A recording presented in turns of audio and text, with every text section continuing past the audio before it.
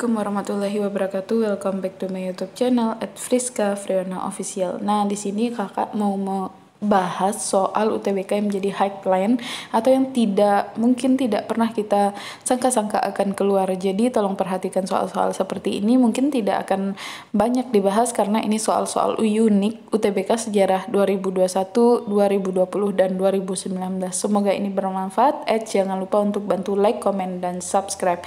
Yang pertama itu soalnya, tokoh yang berasal dari Kaigun dan termasuk salah satu perumus teks proklamasi kemerdekaan Indonesia adalah A. Muhammad Hatta, B. Muhammad Yamin, C. Soekarno, D. Supomo, atau E. Ahmad Subarjo.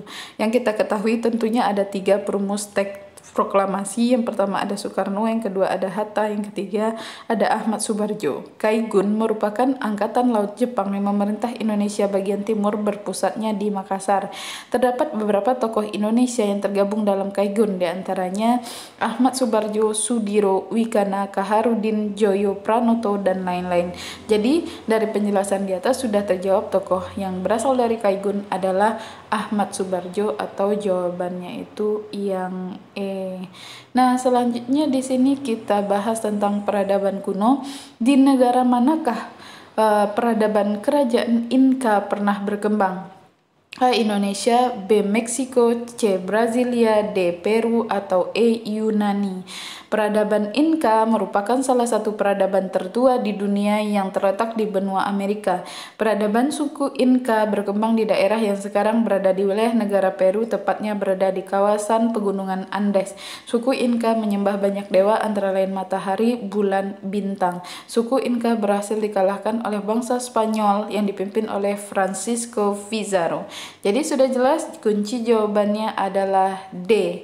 Peru. Ya, banyak sih, ada beberapa suku sebenarnya di benua Amerika, ada Inka, Maya, dan juga Aztec. Kalau ini kan yang dibahas Inka ya, berarti Maya dan Aztec di sini belum kebahas. Oke, soal unik selanjutnya di sini.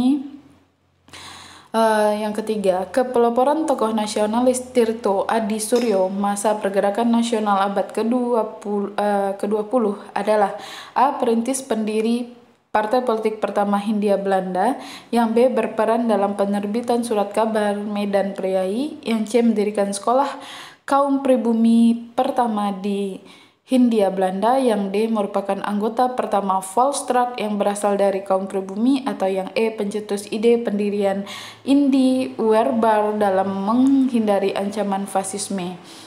Pembahasannya, Tirto Adi Suryo merupakan bapak pers nasional. Tirto Adi Suryo mendirikan perusahaan media bernama NF Medan Priai, NV Medan Priai, yang menaungi surat kabar antara lain Medan Priai, Soeloeh, Keadilan, Putri Hindia. Tirto Adi Suryo juga menggagas beberapa pembentukan perhimpunan serikat priai dan juga serikat dagang Islam.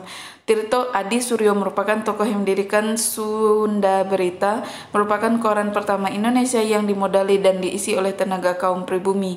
Melalui surat kabar tersebut, Tirto Adi Suryo menanamkan kesadaran kebangsaannya.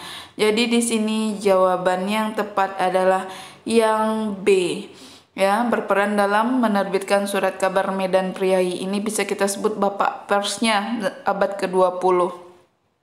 Nah, selanjutnya soal unik selanjutnya di sini adalah esensi jiwa Renaissance adalah A. Humanisme yang mengharuskan manusia hanya memikirkan kehidupan surgawi, B.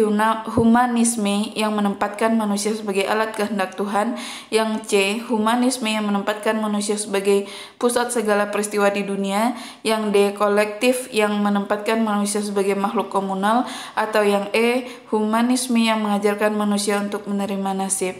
Pembahasannya, Renaissance merupakan periode yang ditandai dengan gerakan menghidupkan atau lahirnya kembali kebudayaan Romawi dan Yunani. Kaum humanis menganggap kebudayaan Romawi dan Yunani kuno sebagai puncak peradaban Eropa. Menurut kaum humanisme, manusia sebagai subjek atau pusat segala peristiwa di dunia. Manusia merupakan individu-individu unik yang bebas berbuat sesuatu demi mencapai kebahagiaan di dunia. Manusia merupakan faber mundi atau orang yang membentuk dunia. Hal ini tidak dapat dipisahkan dengan adanya abad pertengahan Eropa yang mana kehidupannya diatur oleh pihak gereja dan semuanya dikaitkan dengan surgawi atau skolastik. Jadi di sini jawaban yang tepat adalah yang C, humanis, yang menempatkan manusia sebagai pusat segala peristiwa di dunia. Oke, sekian dulu soal-soal unik UTBK sejarahnya.